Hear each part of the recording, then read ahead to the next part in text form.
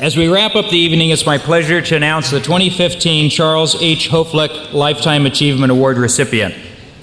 Just one word on Charles Hoeflich for those of you who didn't have the opportunity to meet him.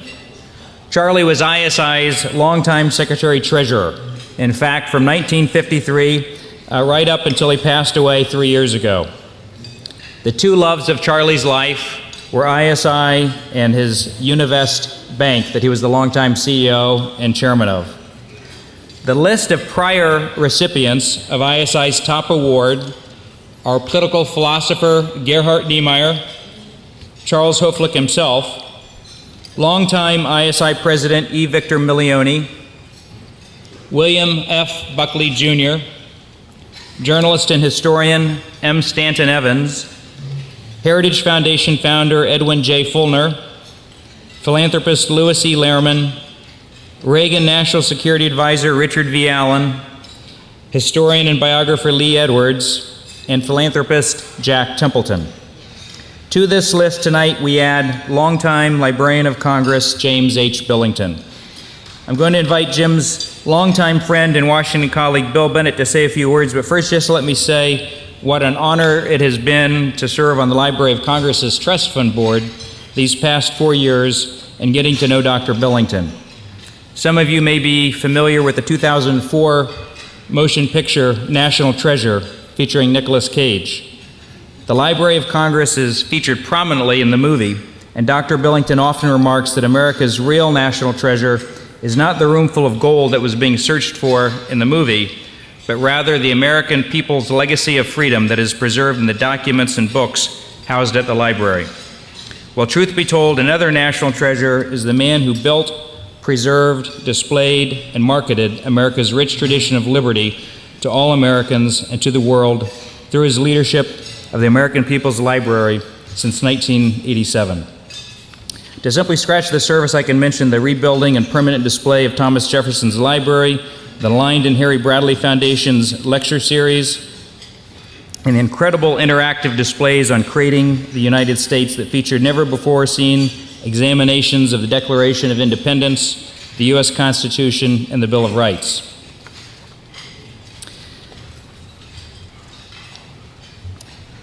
As I mentioned, we have a special guest here tonight who's been up since 4 a.m., Ronald Reagan's chairman of the National Endowment for the Humanities and Secretary of Education, William J. Bennett.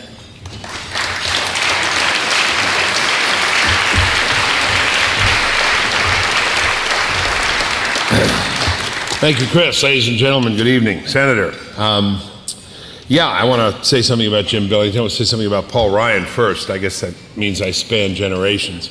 What was said about, it was true, right, about Oliver Wendell Holmes Jr. As a boy, he breakfasted with veterans of the Revolutionary War, and as a judge, a retired judge, he had conversations with members of FDR's cabinet. Think about that.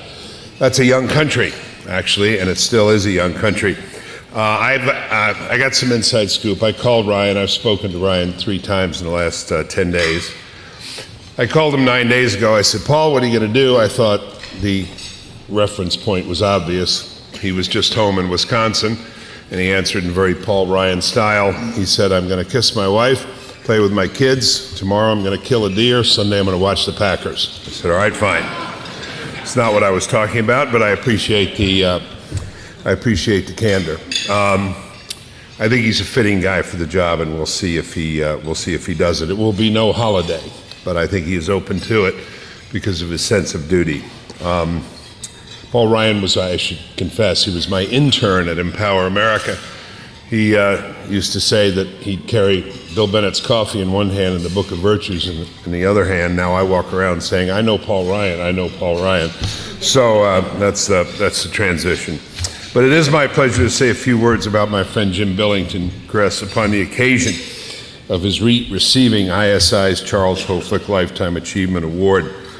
In my years of public service and private sector work, I've come to know many smart and accomplished people, none smarter or more accomplished than Jim Billington. Elaine Bennett will remember back in the 80s and early 90s, there was a discussion started by Washingtonian magazine, who was the smartest person in Washington? The Washingtonian planted this idea that John Sununu, Bush's chief of staff, had declared himself to be the smartest person in Washington.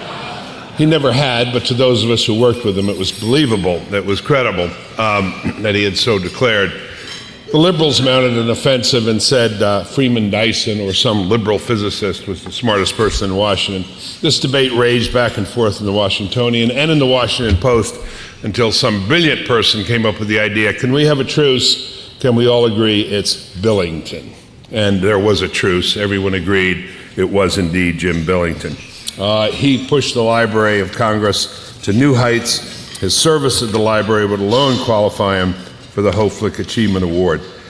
But before that, he was director of the Woodrow Wilson International Center for Scholars. He was renowned as a scholar of Russia and a key resource for President Reagan. His knowledge of Russian culture was critically important to America's national security. He not only understood Russian history, but grasped the religious significance of communism's animating idea. Jim Billington was valedictorian of his class at Princeton in 1950, earned his doctorate from Oxford's Balliol College as a Rhodes Scholar. Prior to becoming director of Wilson, he was an accomplished teacher of history at Harvard and Princeton. Time doesn't allow me to tell you more about his other achievements. He served in the United States Army. His 42 honorary degrees speak well of his reputation in the Academy. He wrote many books, and he received numerous awards. Jim Billington cannot join us tonight, but it's my distinct honor to present the Charles Hoeflich Lifetime Achievement Award to his daughter, Susan Billington Harper, who will accept the award on her father's behalf. Susan and Chris, if you could both come up.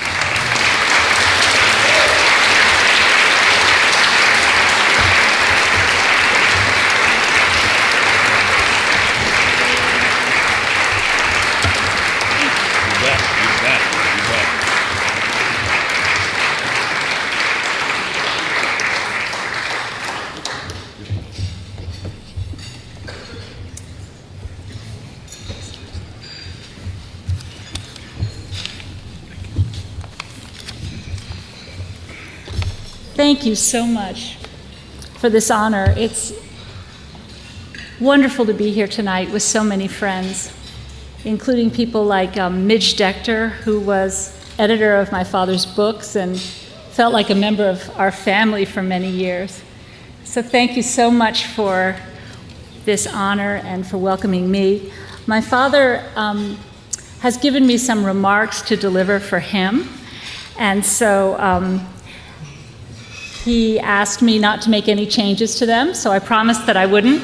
And so I'd just like to bring a word from him to you, since he couldn't be here tonight. So he wants to thank you for this honor and for ISI's admirable dedication to improving the substance of American education. I regret, he writes, that I cannot be here, but I'm happy that my daughter can be. She has her own distinctive experiences that parallel emphases of ISI, studying philosophy together with politics and economics at Oxford, and stressing the moral, spiritual, and forgotten Christian underpinnings of democracy building in her book on India and her forthcoming book on the Middle East. I told him I wouldn't change that, so. As a recently retired lifelong learner, let me, this is my father, briefly share with you a few lessons I, my father, have learned from 28 years of responsibility for both the world's largest library and for the only comprehensive record anywhere of the innovative, copyrighted creativity of the American people. First of all, he writes, almost no one knows the basic facts about what the Library of Congress actually is.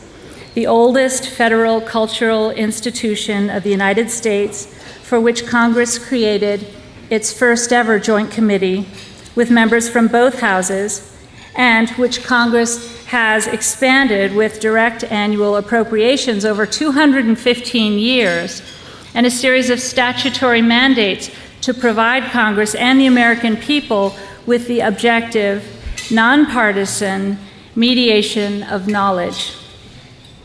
And it will be particularly important that future leaders continue to be insulated in this national public service from commercial or political advocacy agendas. Secondly, whatever organizational structures and priorities will emerge for a new 21st century Library of Congress, it must continue to function both in traditional analog form on Capitol Hill and technologically everywhere. The promise of future success for this awesome, one-of-a-kind institution in America has been heightened during the past year by the dedication at all levels of the library's deeply experienced staff. I've now returned to my basic profession as a cultural historian after 42 years as CEO of 4 federal cultural institutions in Washington. Reflecting on these experiences has ripened within me 4 thoughts about the study of history to which I'm returning. First, whatever I and others may think we have achieved is really just a combination of the diverse, unearned talents that God has given us and the hard work of other people who have affected us. Second, affect can burrow new and unexpected affections inside people that may produce long-term positive changes in history. In contrast, the effect predictably caused by impersonal material forces may prove effective only in imposing from without the short-term influence of some people on others, footprints on the sands of time that will be washed away when the next tide comes in. Third, stories will almost always prevail over theories in the long run of human history. America is a great story of shared freedom unencumbered by theories that divide. The Soviet Union was founded on a seductive theory that produced horrific stories of human suffering wherever it was applied, from the gulags of Stalin to the killing fields of Cambodia. Finally, as a non-political voyeur of how power and influence are exercised in D.C., I have strengthened my instinctive belief that spiritual human culture may be the most important and least recognized force in creating enduring positive changes in human history. An aging American Indian librarian from the Great Plains once explained to me that culture on American soil began not with gatekeepers to learning in libraries and schools, but with listening to the trusted elder of a tribe perform from his multimedial memory. We did not think of him as a gatekeeper, he said. We called him our dream keeper. Pope Francis recently spoke warmly of our American propensity to dream. Perhaps a shared dream for concerned educators in our knowledge-based democracy might well be this: if more people can have more opportunity to gain more knowledge with and for other people, then, with faith in God and hard, honest work, however great the problems and torments of today, tomorrow can almost always still be better than yesterday. Thank you.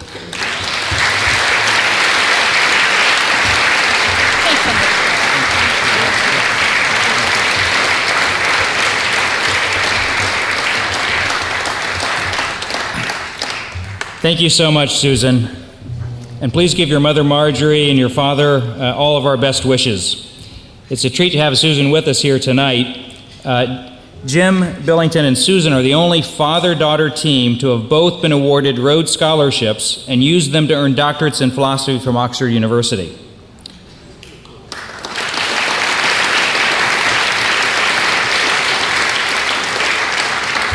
Her husband, Charles, who's here, also earned a doctorate in philosophy from Oxford, his in planetary science for his thesis on the nature of time in cosmology. So if you really want to feel inadequate, I recommend getting yourself invited to the Billington Harper home for Thanksgiving dinner.